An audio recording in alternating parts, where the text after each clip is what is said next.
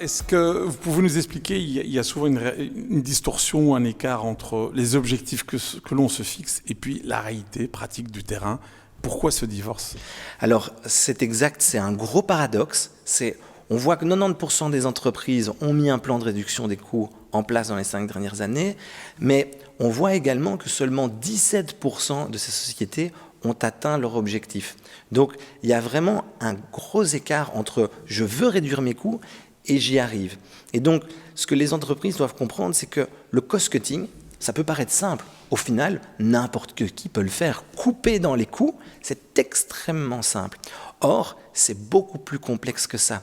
Il faut vraiment voir cet exercice comme un exercice de création de valeur. Donc, vous devez investir dans les gens qui vont être dans votre équipe achat.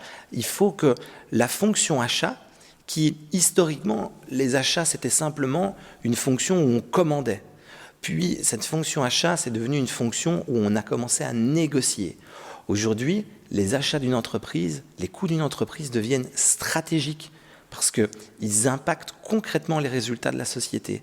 Donc, il est vraiment important de ne pas voir ça comme un simple exercice budgétaire, mais de vraiment porter haut et fort ces objectifs dans la stratégie de la société.